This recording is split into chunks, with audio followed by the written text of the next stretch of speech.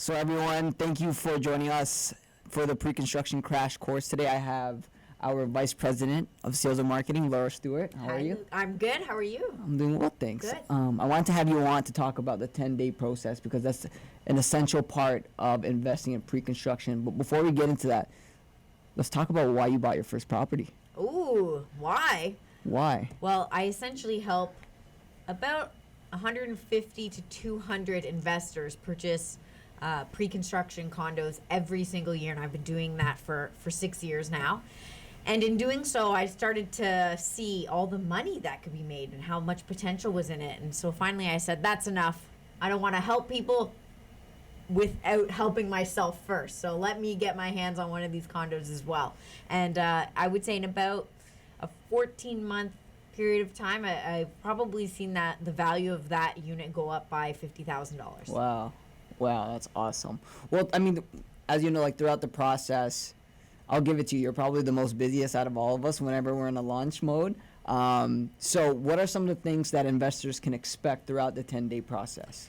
Yeah, I mean, obviously when we're in a launch, everyone's super busy, super excited with selling and the new project. But what it really comes down to is the investor understanding what they need to look for in that 10-day due diligence period. That's automatic here in the province of Ontario. When you sign for a pre-construction condo, you automatically get 10 days. And that's really to make sure that you have a lawyer who's well-versed in pre-construction sales, okay? So not just any lawyer. You obviously want a real estate lawyer, but someone specifically who works in the city, preferably where you're buying. So let's say for Toronto example, you want to use a local realtor or lawyer, who knows about pre-construction condos. They're going to essentially show you where in the documents your incentives are in writing, because these documents are anywhere between 30 and 40 pages, and then there's an additional set of documents that's another 150 to 160 page document. Those are called the condo docs. So for you to sit there, or myself to sit there and read through these things line by line,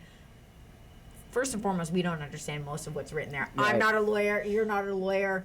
And secondly, it's like, well, let's use somebody who really understands these documents, or who would have helped in other cases write these actual clauses. So a lawyer is going to talk about the incentives, which usually what you want as an investor are three specific incentives. Okay. The first one is the right to assign the unit. So that's the ability to sell the paperwork before the building's built. And that, I always say, there are investors who use that as their strategy, because over the course of time, like I said, my unit went up by $50,000, so people will try and get out of the deal and take the profits and go and move on to something else. I really like to say use your assignment clause as your safety net. In case in the next 3, 4, 5 years while the buildings get built, your life circumstance changes and you need to get out of the deal, well, this allows you to do so.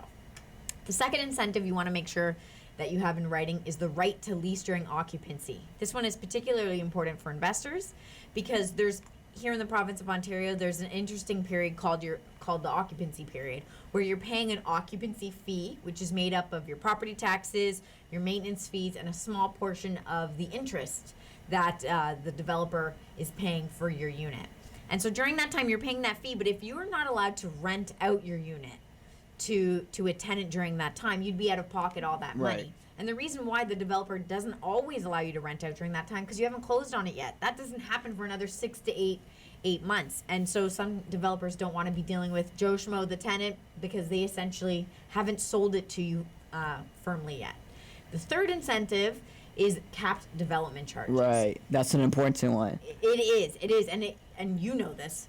It can, it can surprise people, right? On closing, so the later date, not the occupancy date. Now we're fast forwarding that 6 to 8 month period that I mentioned, and now you're actually closing on the unit.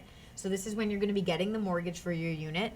This is also when you're going to be paying your land transfer taxes, and then you're also going to be paying these development charges. Now, if we don't have them capped, they could be anywhere at any amount, and so we have seen here in Toronto that they can be as high as $30,000. So if you don't know what that amount's going to be and you don't save accordingly, you could find yourself in a pinch on closing. So we say, look, we understand, developer, that you're going to be charged fees by the city when you register the unit, and you're going to pass those fees on to the buyers. But can we get a cap? Can we just get an understanding of what it's going to be so everyone can save accordingly? So you want to make sure those are capped. Very, very important. Right. Okay, so that's the lawyer aspect of it. And I'm sure throughout that process, you also make an introduction to a mortgage broker. Why is it important that we use a pre-construction specific or focused mortgage broker? Yeah, so the unique thing about purchasing pre-construction is that you don't need to get a mortgage today. That's the biggest incentive of why people like to invest in this type of strategy, because you don't need a mortgage until, again, you close, which, let's take into account construction. Then you have this occupancy period. Sometimes that can be 3, 4, 5 years out from now. So ultimately, you're not worried about getting a mortgage today, but you want to involve a mortgage broker now, mostly because you need what's called a mortgage pre-approval letter. So the developer, in order to get construction financing, they actually need to show to their lender that, look, all of our buyers technically on paper look good. They have, they're working or they're in steady jobs and they have good income, and so they on paper look like they can close. And look, at the end of the day, yes, does it mean much now? No, not really. But you want to make sure that all the people who've purchased in this building along with you on paper look pretty good, because otherwise, if they can't close, then the developer can't close and the project might not go through. Right. That's actually a great point. That's a very great point. What other things can investors expect throughout the process other than the lawyer and mortgage broker introductions?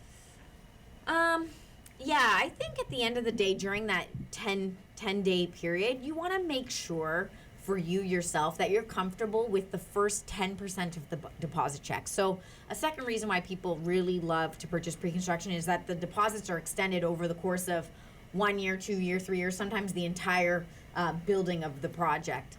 And so I always say, look, we have time. We have time to save some of that money that might be due in, say, year 4. Maybe it's 5% due in year 4, but let's make sure we have 10% of the funds ready to go. Usually the first 5% is due in 30 days, so you have to make sure you have that, because 30 days goes by very, very quickly. So I don't want people saying, well, it's in another account, or I have to sell a property first, because anything could go wrong in that time. We want to make sure that we have for sure the first 5%. Usually the second 5% is not due until 3 months after you signed. Sometimes if you're lucky, you'll get 6 months to a year. It might be that extended, but I always say you want to make sure that those funds are relatively available, and then we can kind of worry about the second 10% as we go along. Right. And of the transactions that we do on an annual basis, we have both a mix of new investors and also experienced investors. What would you say is the biggest difference between the two? Yeah, well, look, I like I said at the beginning, I've done this hundreds of times, and even myself, when I was doing it for the first time for myself, feels very, very different. Right. The first time can be very nerve-wracking. You're nervous because you haven't filled out checks in God knows how long. Most people don't even have a checkbook, right? So just the act of writing all this down and giving all your hard-earned money to somebody can be a little bit intimidating. I think where new or first-time pre-construction buyers go wrong is they give too much thought to the layout or the floor or the view. We're not end users here, in which case if you're an end user, that's your preferences are your preferences. Maybe you like to live in condo. Maybe I like to live in a detached home with a yard. Like, everyone's different. Right. And so you do what feels comfortable to you. But as an investor, you need to look at it with an investor cap on, which means the tenant is usually price conscious. Right. And so if you start putting in upgrades, like better countertops, or you want the penthouse floor, or you want the best view of the lake, you're going to pay for that. You're always going to pay for that. And here's the thing, the tenant is not necessarily willing to pay for that, because they can either rent a unit below you, beside you, even in the same building for much, much less. They're probably going to go for that. So I'm like, put the emotions aside and let's just focus on the numbers. I love it. Thank you so much for sharing your advice. You're very welcome. What's your last piece of advice for new investors that want to get into this? For new investors, I would say this is probably the easiest type of investment to get into. You don't need a mortgage today. It gives you time to get all your ducks in a row. And any investor has to put 20% down no matter what it is. So unless you have access to 20% down of, say, a $600,000 resale unit in the GTA, you're not going to get into the market. So this allows you to get into the market today at today's pricing, but you don't have to close on it in the future. So just get started. This is the easiest and probably one of the most successful investing strategies I've seen. Awesome. Thank you so much for coming on. You bet.